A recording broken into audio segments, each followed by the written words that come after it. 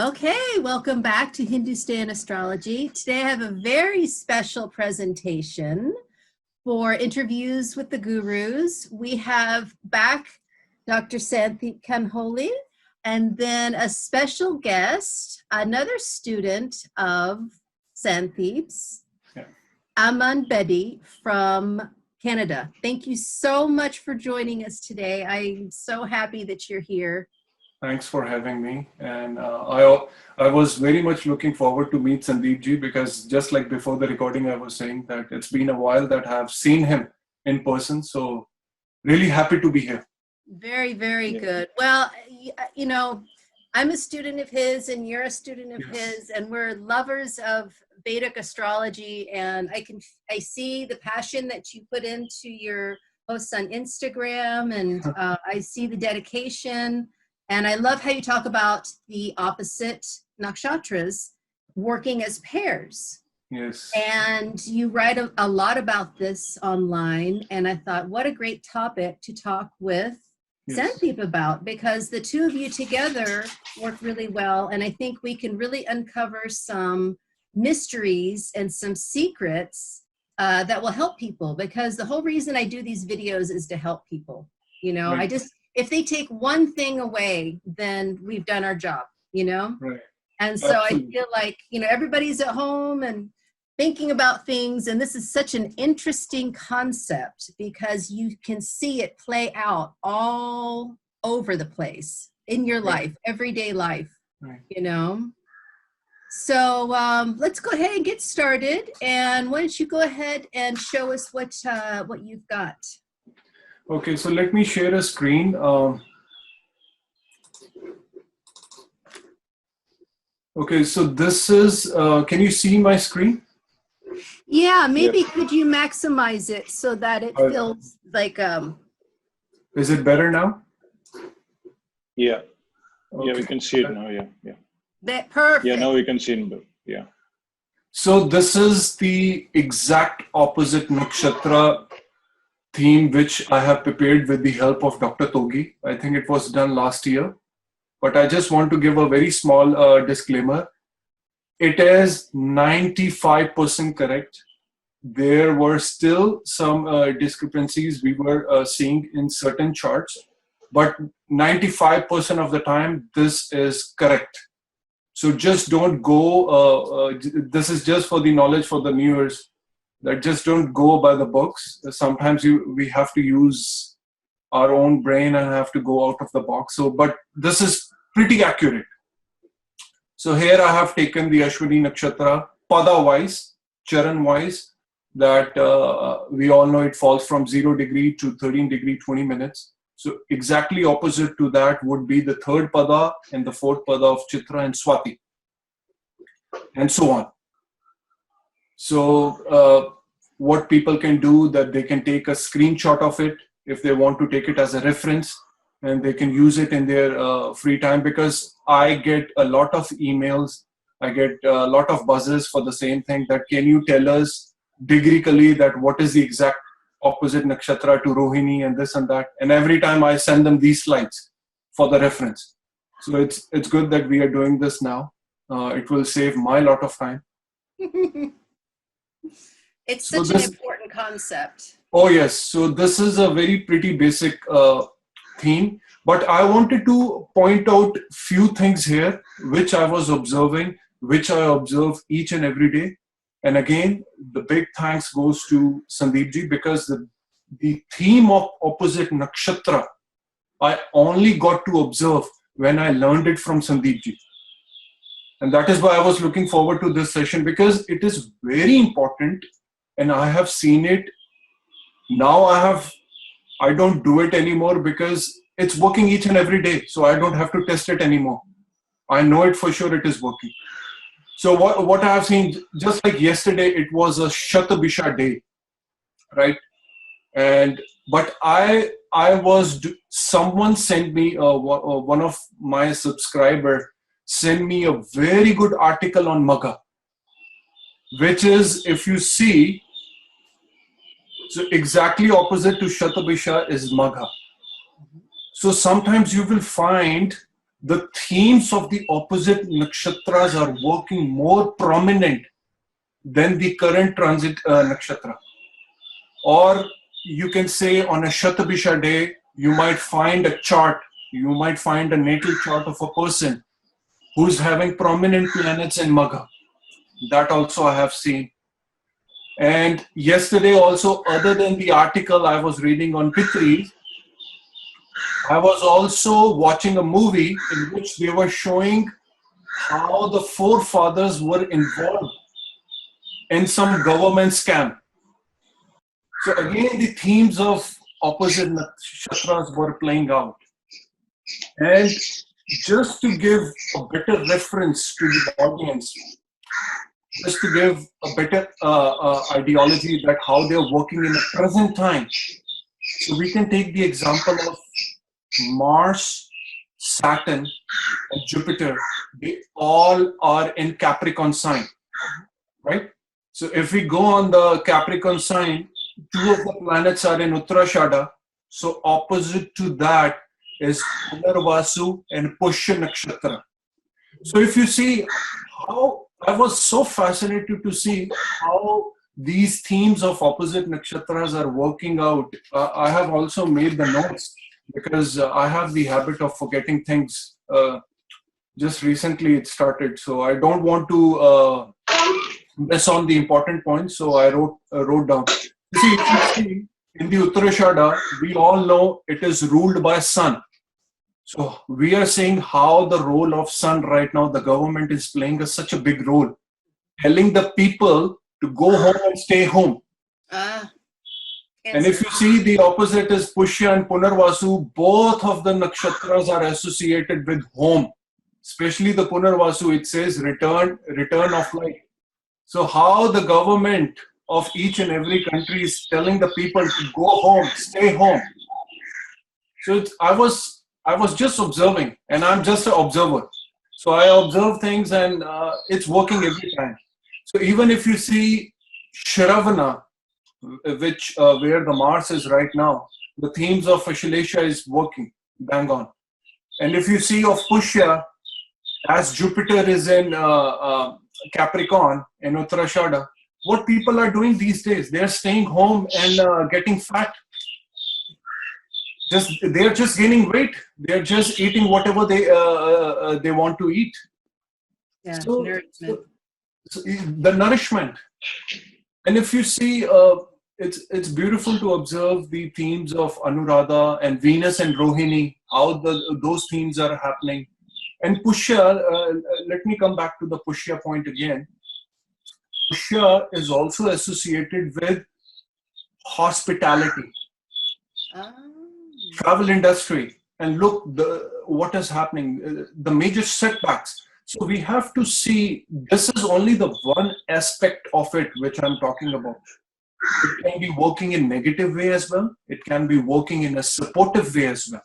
So if we talk about Rahu in Aradra and Ketu in Mula, it's working again. Both are opposite. If you, let me go back to the Rahu and Kritika. See, opposite to Aradra would be the two padas of Mula, the last two padas, and the first two padas of Purvashada.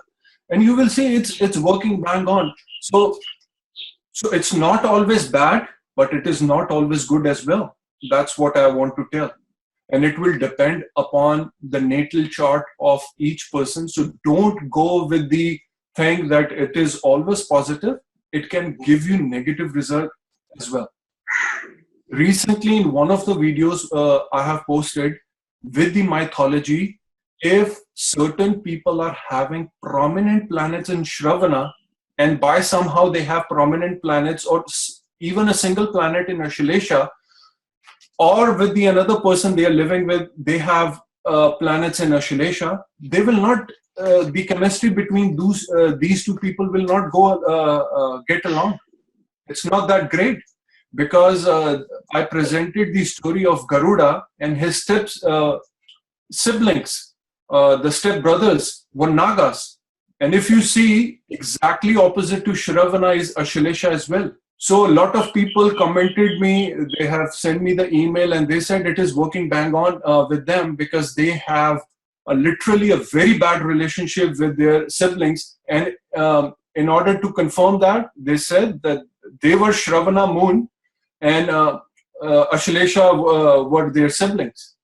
So it is working each and every time. We just have to observe more. We have to see how they're working in the charts. And just to give you another example of the chart I have observed recently, this person were having 4 planets in Magha. Let me go to the Magha.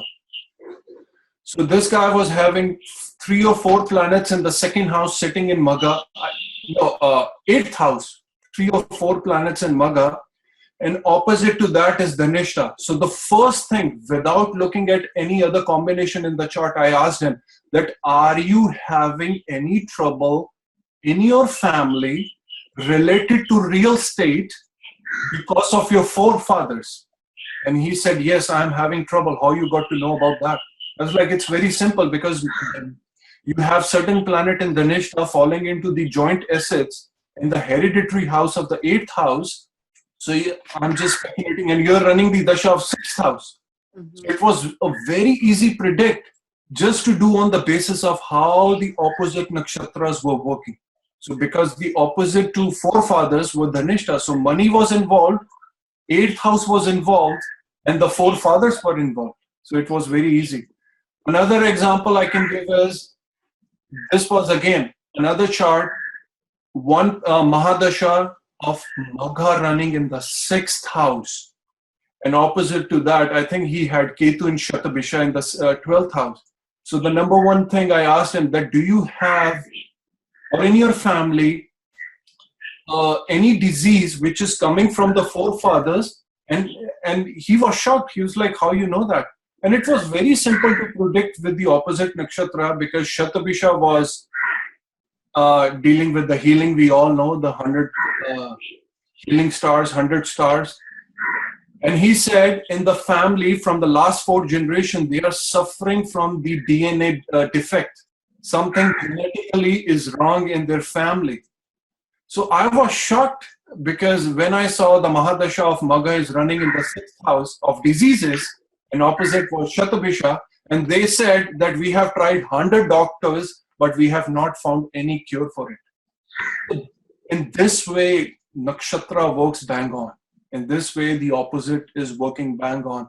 And again, I got the heck of it when I got to learn about all these things from Sandeep sir and from other fellow teachers. So it is working. And even if you see in Rahu in Aradhara right now, it's not always bad. I want to repeat myself. It is not always bad. Rahu in Aradhara, what is going on? The research is going on, which is happening in Mula. You wanted to say something, Katya ji? Yeah, no, I wanted to say, I want you to expand upon this more, because, in a few days, Rahu's going to leave Ardra and go into Mrigashira. Right. And, but Ketu will be in Mula until September 19th. So right. How do you anticipate the energy to shift when Rahu's in Mrigashira and it's going to be opposite Mula, Pada 1 and 2? Right. So still, what I'm assuming is, what I'm speculating, that there will be a very strong fight against to find the cure, because a lot of research is going on, which is again associated with Mula. As we see, a lot of scientists are doing their best part in each and every country we are associated with. They're trying their best to find the cure. So that's going to happen in Mula. A lot of investigation going to happen. A lot of findings going to come out, and that's which we're going to see. And Rahu going to be in Mrigashira and Ketu will still be in Mula. Right. And Mrigashira is the searching, start searching. So it's that searching quality, looking for the cure, looking to get to the root. Yes. Yes. And it's going to be more we can say, because the placement of the Mars is going to be more important, because it changes positions more frequently than the nodes, right? So in which Rashi Mars is going in, so every 40-45 days, whenever it changes the sign, the result going to change for Rahu as well.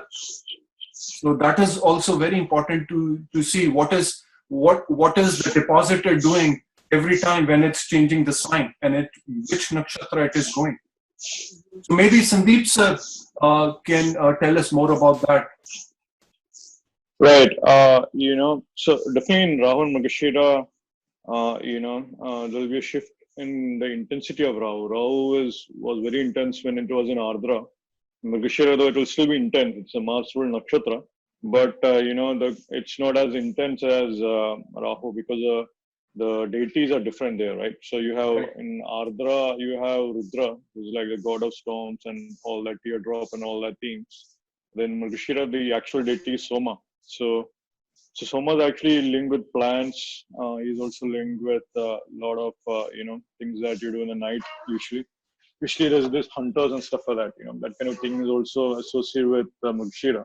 So you'll find that usually, definitely, and remember Mrigashira is also linked with serpents in general. So that's the animal there. So the serpent is also something that bites you, right? So usually you will see a lot more progress or breakthroughs in the vaccine kind of search and so on. That kind of thing can be strong. But you will see it will also trigger Martian kind of themes also at that point with Rahu and Magashira. So especially with, a lot of people are not going to be happy about vaccines. There'll be a fight about it, all that. So there's a lot more things that can happen at that point. But yeah, great. But from the opposite nakshatra point of view, definitely, I love what Amanji has said. Whatever he shared is great. Definitely the whole reasoning behind opposite nakshatra was that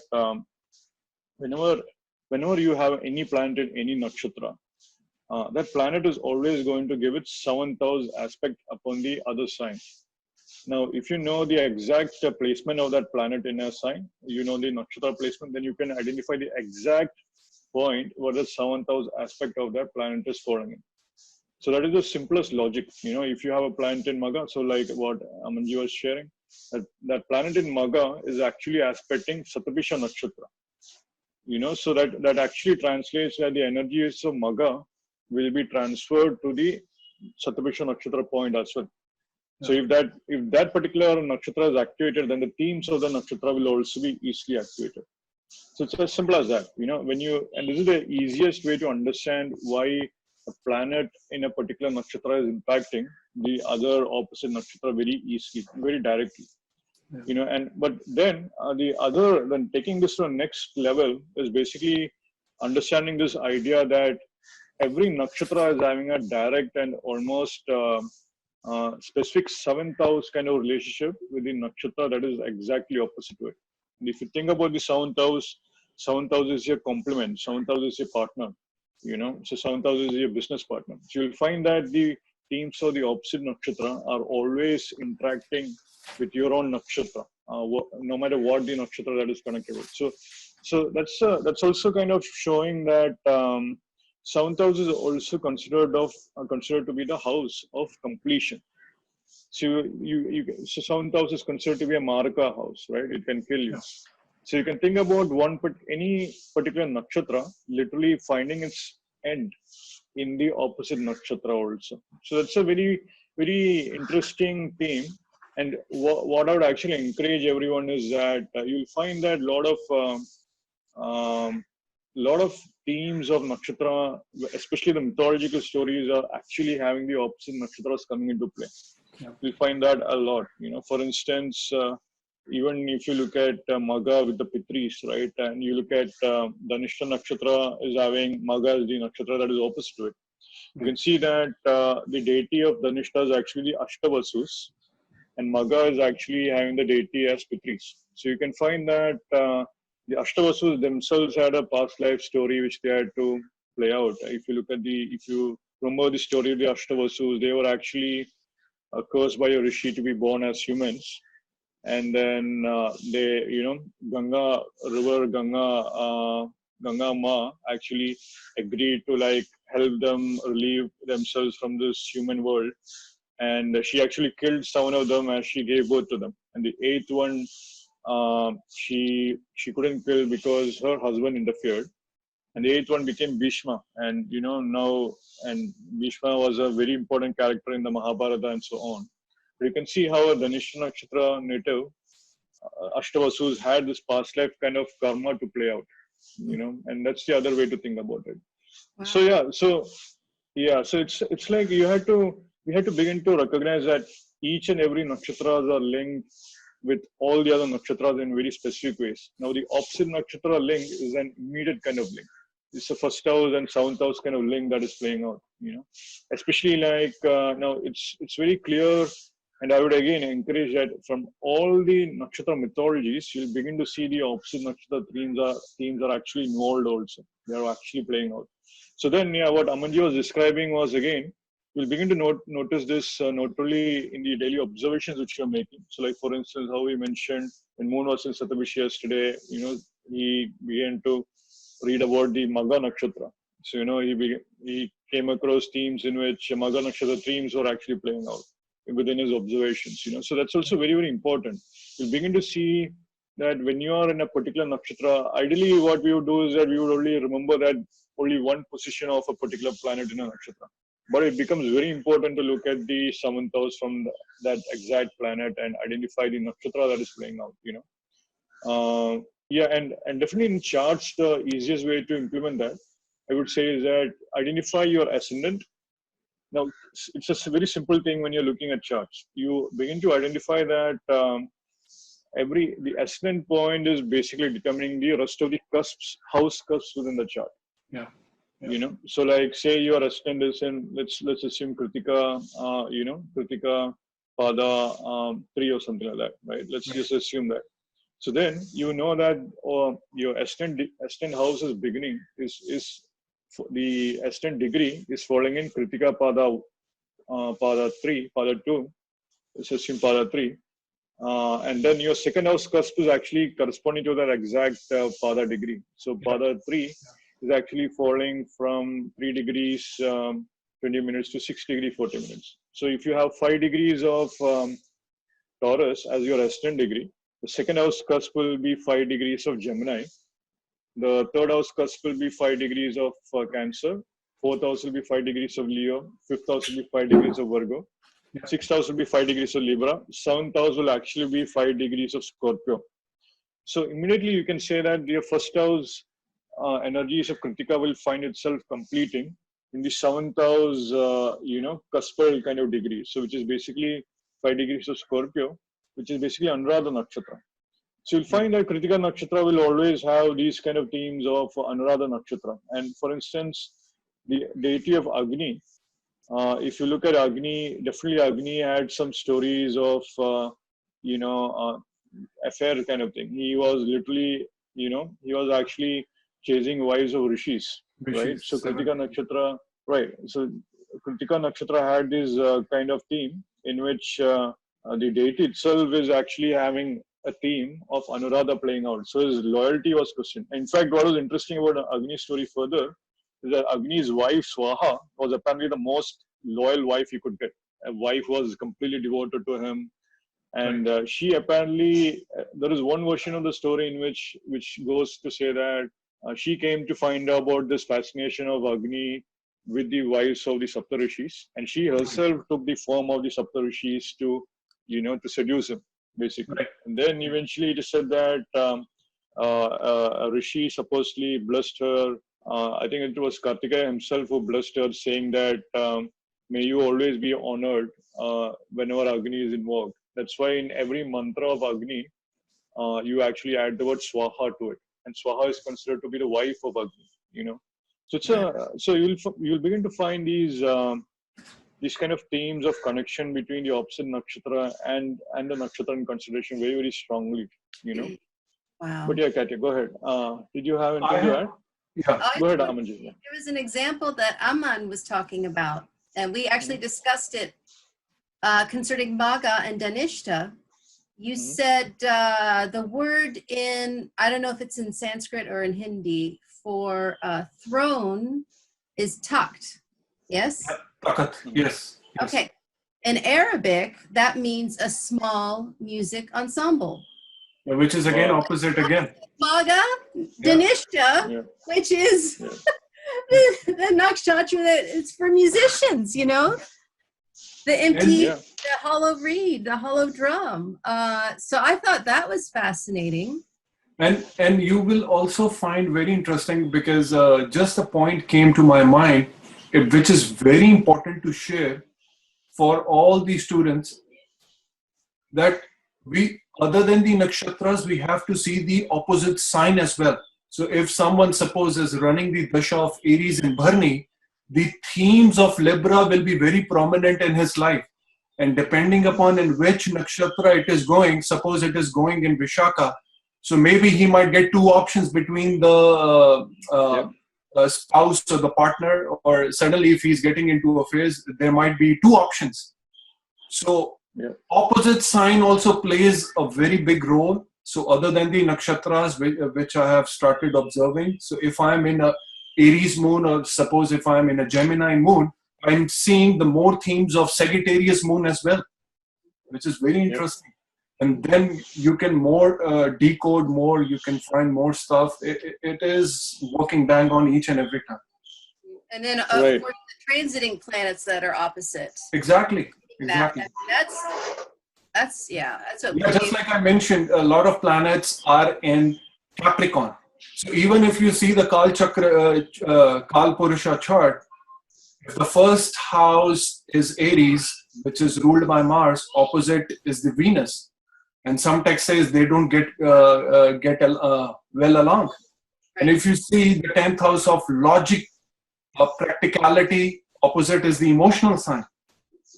So there is a tug of war going with each signs and each nakshatra, depending upon, again, I want to tell the audience, it's going to depend upon the full chart. It's going to depend upon the Mahadasha you're running. It will depend upon the transits. So suppose even in your own chart, you can think of, if anyone is running the Dasha of Rohini, the opposite theme of Anuradha, depending upon the padas, will be very prominent no matter what. So it is working each and every time. So just like in those two charts, what I did was I saw the opposite theme and I made the first prediction that, are you going through a lot of inheritance problems because of the money issue involved with your forefathers? And he said it's coming from the last so many years. So it is working every time, yes. Mm-hmm. And one more example, this is the last one I have that's off the top of my head, something that I asked Santhip a long time ago. I said, why is it that the star Sirius is not included in the Nakshatras? It's the brightest star we have, but it's off the ecliptic, you know? Right.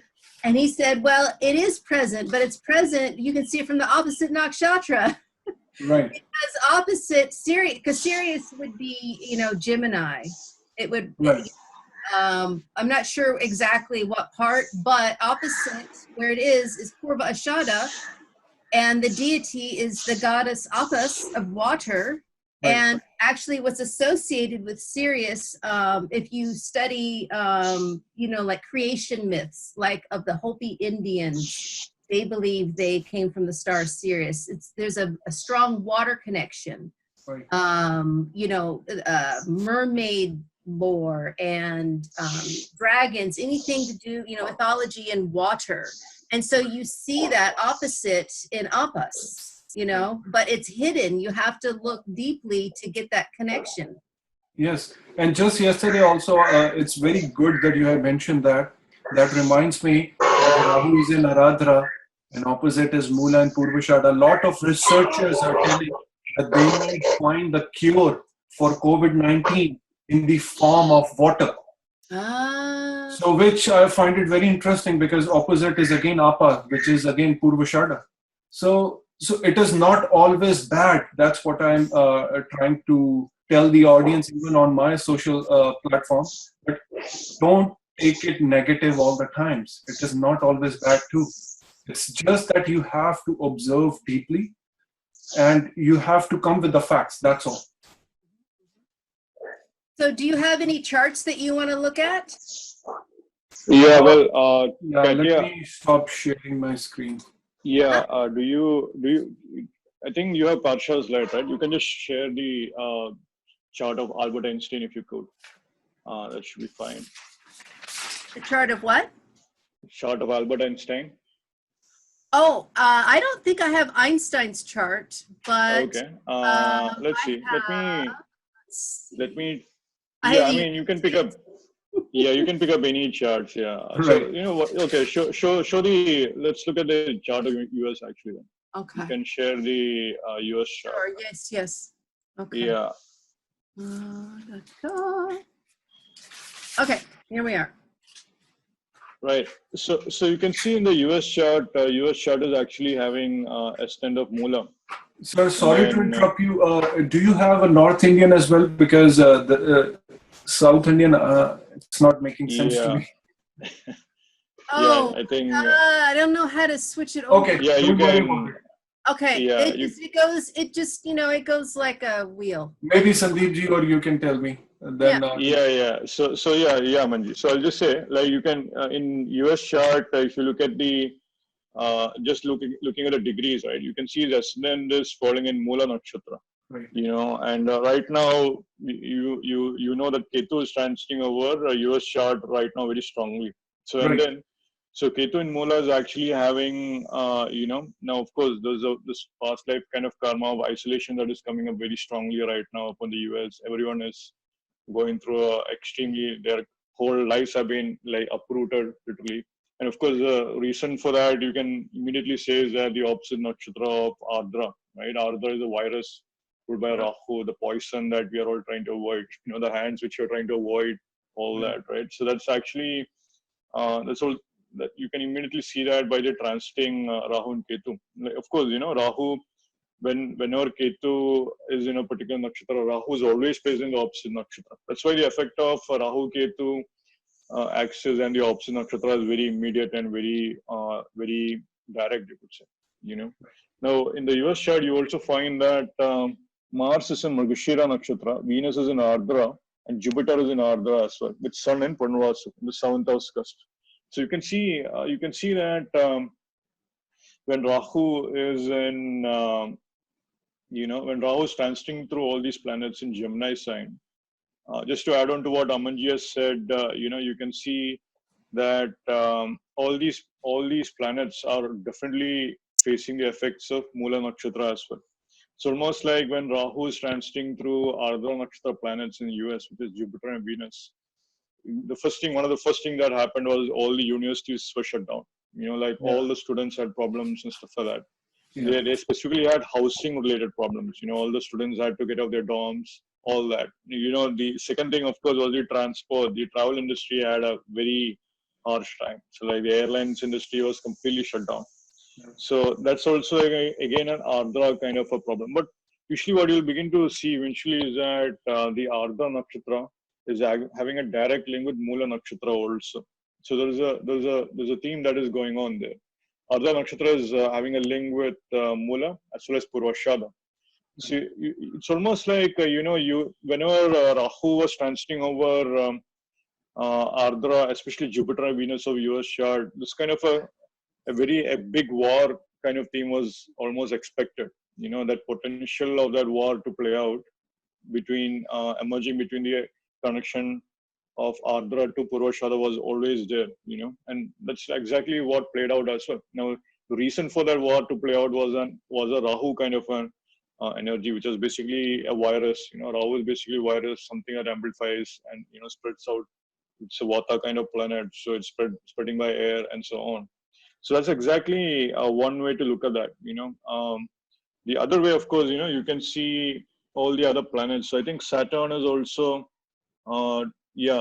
Saturn is transiting in Uttarashada right now. So it's a very interesting thing to consider the outer planets here. You can see Pluto of US chart is actually in Uttarashada Nakshatra, and Saturn is actually transiting over Pluto as well. That is something something you could say most of the Neo-Vedic astrologers look at Pluto and the outer planets, but that's something I would say. Right now. Yeah. Yeah. So, the US is definitely going to Pluto return right now, which is definitely part of it. But you can see that Pluto return is actually aspecting Punarvasu Nakshatra, which is basically like, again, what Amanji beautifully said about when we are all asked to go back home, go back to our families and so on. Literally it's like forcing us in an underworld kind of fashion to literally go back to our home, right? So that's exactly the 7th house aspect upon Pluto, which is exactly being amplified here. whenever you have a planet that is aspecting the 7th house point, immediately that opposite nakshatra will always have the flavor of that particular planet. But know that even if a planet didn't exist, a nakshatra energy will fulfill itself through the 7th house kind of nakshatras as well. You will find that is, as I mentioned again, that those kind of themes are always present in the mythological stories in a hidden manner. So what has happened is that we basically say the hidden, we identify the opposite nakshatra energies in the mythological stories of that particular deity. That is what is actually happening. Now, of course, for the US chart again, you can see, US is going to have an eclipse in June, right? There's going to be an eclipse in Gemini, which may not be easy. But then one important thing with eclipse energies in general is that it can be, the opposite nakshatra energies will definitely be a big factor at that point. Last time in December, we had the eclipse in Purvashada Nakshatra. So that brought about this whole warlike kind of theme, into this country at that point, an eclipse in the Ascendant and so on, And then, but again, it's almost like there was a similarity. That's like it was again a historical kind of return kind of energy has been triggered right now. Know that Purvashada Nakshatra is actually opposite to Punarvasu Nakshatra as well.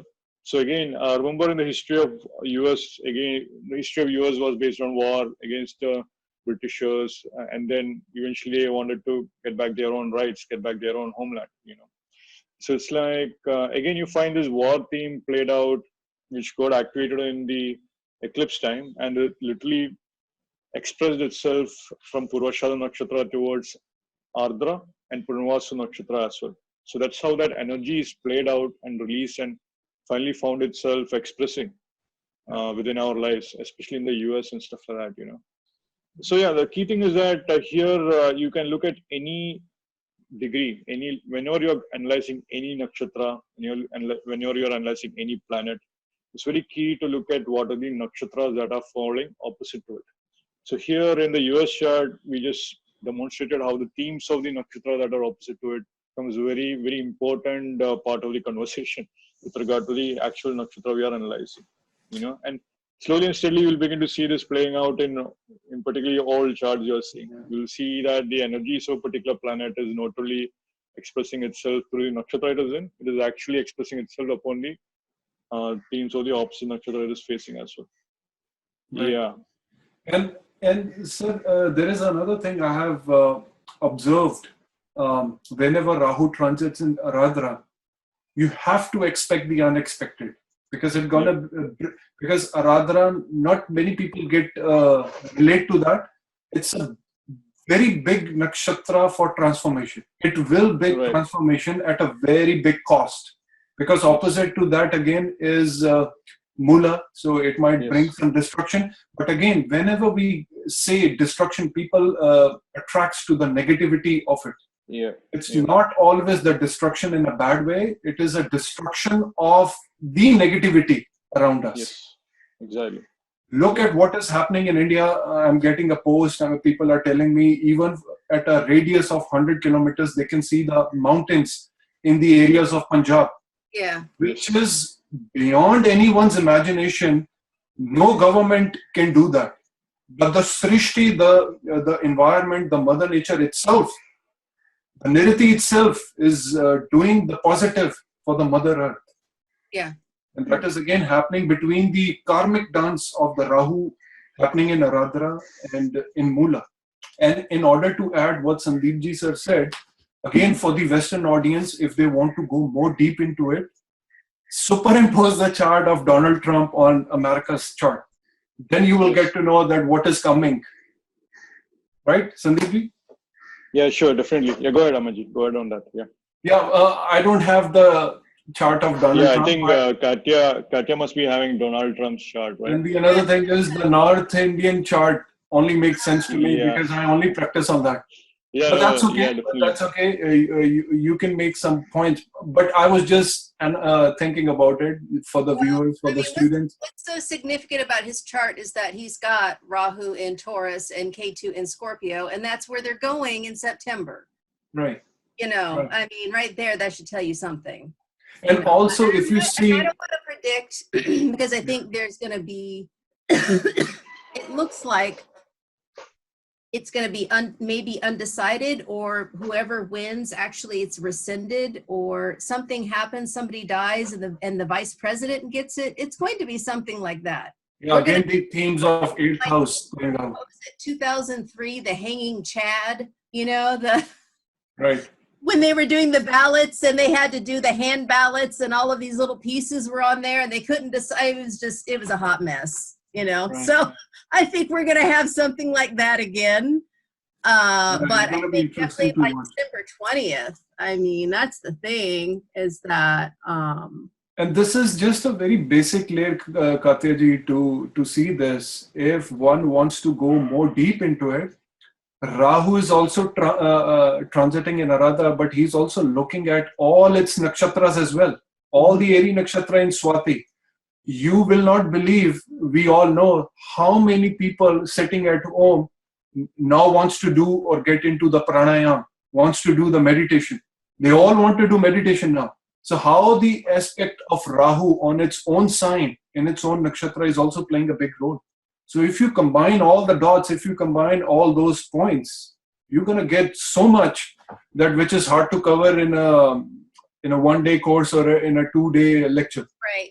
Well, here's December 20th this year. This is when we have an exact Saturn-Jupiter conjunction at 6 degrees. And I think this is going to be very significant. All right. Almost at the same degrees as well. Yeah, exactly. That's the thing. And because they're going to come like within 5 degrees in June, and then they go retrograde and do all this backwards thing, and then they catch up. And then, so this is the date.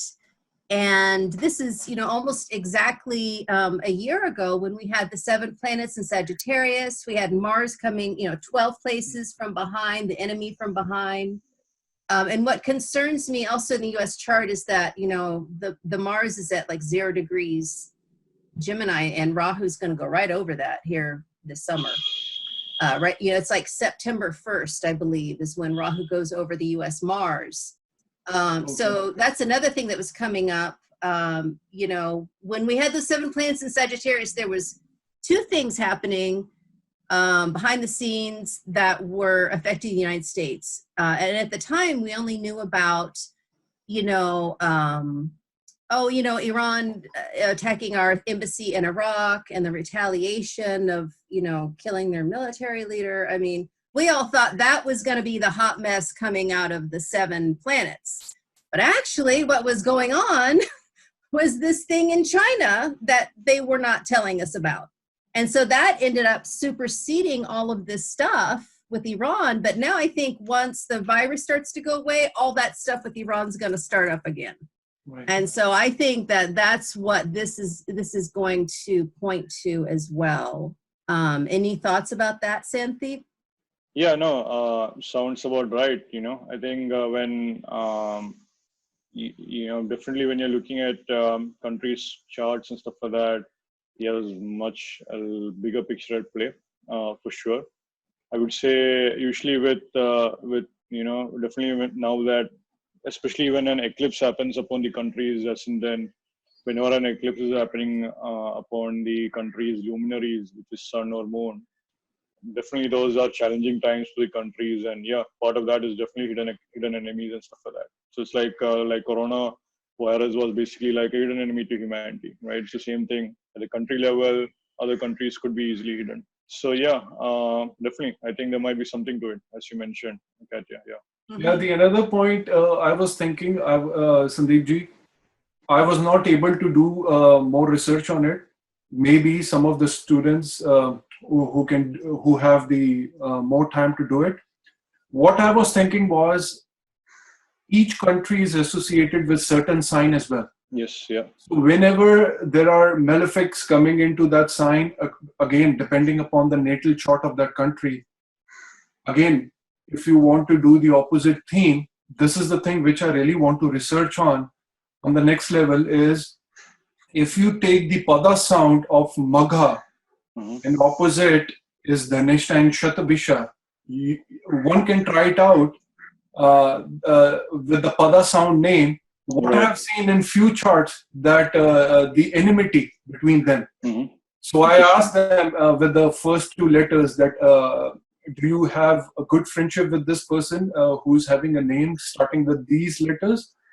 Yeah. So that is another layer one can do a research on. The same thing can go with the career as well if they're running a big company. So opposite themes are working on that level as well. But again, you need to do a whole lot research in order to come with something. Right. So let me explain it to the audience, Amanji, what you're sharing. So like, so what Amanji is sharing is that each of the nakshatras are linked with certain sounds. So for Magha Nakshatra, Pada 1, 2, 3, 4, you have the sounds called as Ma, Mi, Mu, Me. These are the sounds that are associated with Magha Nakshatra. So what Amanji is saying is that, the nakshatra sounds of Dhanishta is basically, I think it's falling in the Ga sound range, so it's like Ge, Go, Ga, something along those lines. So you will begin to see that people in your life, right? Some people, like say your husband, your significant other, your spouse, so on, they carry the first letter of their sound is actually can be connected with each of the nakshatras. And many times you can begin to see that, you have a planet in Magha Nakshatra, you're having some problem with Michael kind of name. Now remember, Michael is again beginning with ME sound or something like that. And that's an easy way to begin to identify the effect of certain nakshatras. What Amanji was saying is that you should also not only be looking at the planets in the nakshatras, but you can also be looking at the sounds associated with the opposite nakshatra. And you'll see, and many times, yes, for instance, I know one student of mine who had a planet in Magha, and the husband's name was basically Govind. So you can say that Go sound is actually falling in Dhanishta Pada 2, which is exactly moon in Magha. The student had moon in Magha. The 7th house cusp from that moon was actually falling in Go sound of Dhanishta. So, I think it was, Go sound of Sattvisha Pada 1 actually. So that was Magha Pada 3. And that went to like Sattvisha Pada 1, which is Go sound, So it's like that. So you'll find that when you begin to look at the sound, you're opening up an entirely different layer. So for instance, so I'm beginning to extend this particular research at all levels. So you can not only extend it at like what Amanji was hinting at, you can not only extend it to people in your life, anything with that particular name will carry that energy of that particular nakshatra. For instance, United, the U sound of United States is actually linked with Jeshta. It's like Ya, Yi, U, Jeshta. And that's Gantanta Jeshta, Pada 3, Pada 4 of Jeshta. And then you have Ye, Yo of Mula. So it's very interesting that the U sound, right? It's not a U sound, it's a U sound. So definitely US is carrying the power, Jeshta kind of energies and so on, right? So it's almost like, any transit that is transiting over a particular sound of a particular nakshatra is affecting everything associated with that particular sound, anything that is associated with that. So there's an actual research thing that can be said that. For instance, when Saturn was transiting over Mula, Pada 4, I believe, that was basically sometime last year. Or something like that. Yeah. So when that was happening, the sound B is associated with Mula Pada 4.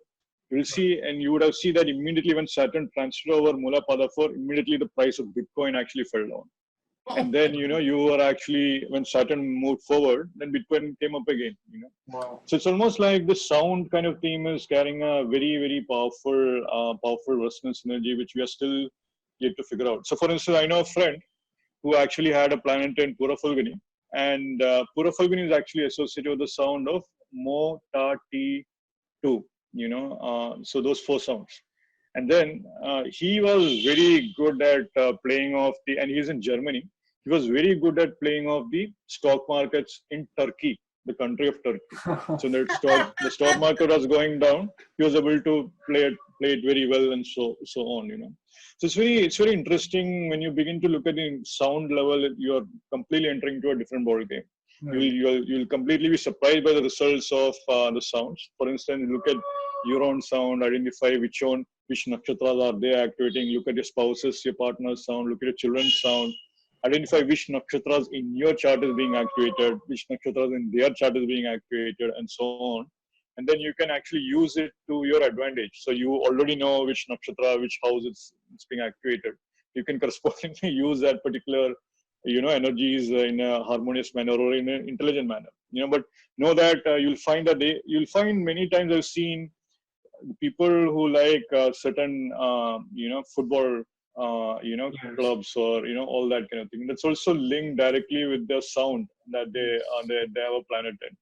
You'll see that many times. Sometimes it can be an actor or an actress whom they like, who just carries a sound energy, and they just like that actor for no reason. But it's like the sound vibration that is being activated. I think Simon Chakosky mentioned something like that in his interview, right? In your channel, if I'm not mistaken. He mentioned something about sound. Yeah.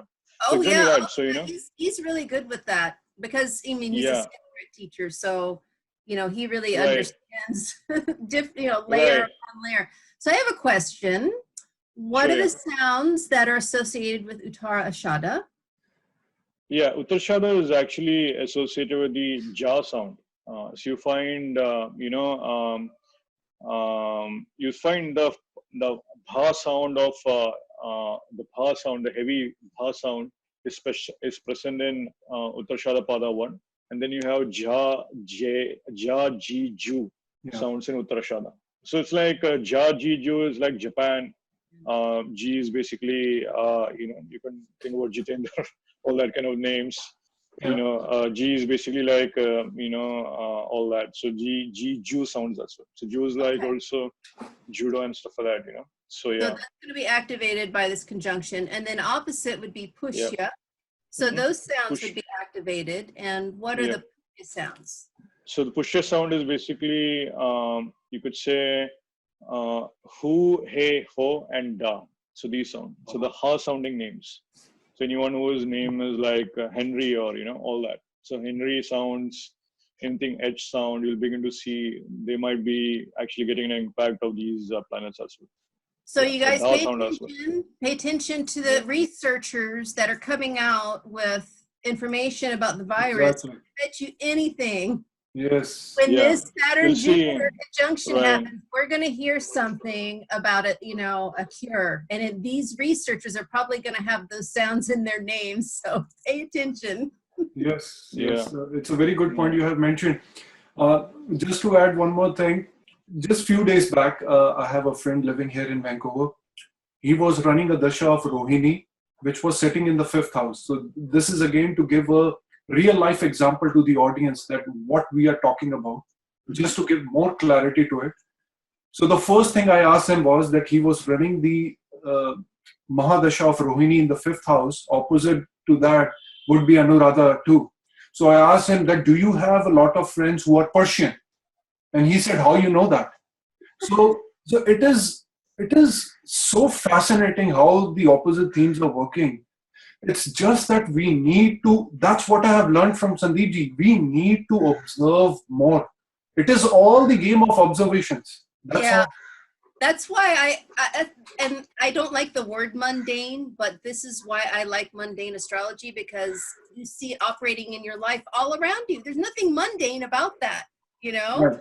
It's very esoteric.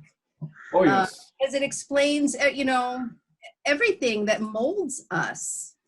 So, wow, this has been amazing. So maybe on a Libra day, you might be watching a movie, which just happened with me on a Swati day. We were watching a movie on law. And again, Libra is a sign of law, also we can say. And the clients were getting a hard time from the judges in the movie. So opposite to, again, Swati is Bharni. Exactly, yeah. I don't get surprised anymore because I have done so much of observation in the first 6 months or 2 years. It's working bang on each and every time. And when I was enough, like I was done with the surprise part, I asked Sandeepji, I still remember that. He told me if you're done with the opposite nakshatra, do the trinal nakshatra. If you remember, Sandeep sir, you told me that. Yeah. Try the trinal now. Yeah. How the trined nakshatras are working. So Yeah. one can go total crazy on this. Well, I'll just say that you can look at the trinal nakshatra. So look at the nakshatras falling 5th house, 9th house exactly from your nakshatra. In analysis, look also the 10th house Kaspal nakshatra also. You'll see those also nakshatras becomes very important. So the 9th house nakshatras will become very important as a 9th house motivating kind of manner, Yes. a dharma kind of manner. The 10th house nakshatra will be having almost like a karma kind of manner, like in the actual action which you're doing, like the job of that particular nakshatra, So yeah, I mean, again, once you begin to observe, you continue to uncover more layers. But definitely, I think that's great points, Amanji, about the trinal nakshatra. Again, I will add to that. Even look at the 10th house Kaspal nakshatra. So you'll begin to see that is also playing out functionally. But yeah, great, Katya. Yeah. Okay, well, I'm going to stop the share here. So I think we've explained it pretty well. I think if anybody has any questions, obviously you can contact us. Aman and I are both pretty active on Instagram, so you can always, say something to us and we'll help you figure things out. And like you said, I mean, the way it works, it blows your mind every time how these themes play out, because even though we're humans interpreting them, we didn't make this up. This is nature. This is the way nature works. We're not anthropomorphizing, projecting human ideas onto nature. Nature is showing us how she operates, and we're just transcribing it. I think that's something important to point out, because these are, it's so much based on the myths and the deities, and really that's the essence, of the nakshatra you need to pay attention to. Of course, the planetary ruler is very important, but getting the story of the deity, when you understand that, then the pairs, they work so well together. So thank you so much, both of you. I am so grateful that you've spent this time with me and that you're giving to everybody. And we'll be here soon again doing the Venus Nakshatra videos. So of course we can incorporate some of this into that. But yeah, any final words, you guys? All I want to say is that just the point you have mentioned, that especially for those people who says that astrology don't exist, it is not there, it is not working, I only tell them, and this is the new thing I have started, because I also get along to people where they say it is not working. I only tell them on a trial basis, just like we get trial in the malls and in shops, a 30-day free trial. Just try observing the moon nakshatra for 30 days and talk to me on the 31st day. Then we will talk about that. Because what I have seen, I recommended the same thing to two of my friends where they were very hesitant. It is not working. What are you preaching? What are you telling the people? On the 31st day, they came back to me and they said it is working each and every day. So we can be wrong. As a Jyotishi can be wrong, but Jyotish is never wrong. Exactly. So these energies are working. And also in the end, also I want to say that there are certain energies. I'm pretty sure we have talked about the opposite nakshatras. I'm pretty sure it will work. The time we're going to hang up, it's going to work for us for sure. And those who are listening with a full sincerity, it will work for them. So what kind of energy we are putting in, and we have the trust. Trust is very important. So whatever we are putting, whatever intent we are giving, only that going to work. And that again, million times I have said, million times I will say it again. I have learned it from my teachers. They have done enough research, more to go. And it is working always. So research more, observe more. That's the whole Jyotish game, what I have learned so far. Yes. Yes. Wonderful. Thank you so much. Definitely. Yeah. Stay healthy, Yep. and we'll see you next time. All right. Yes. Yep. Thank Bye. you.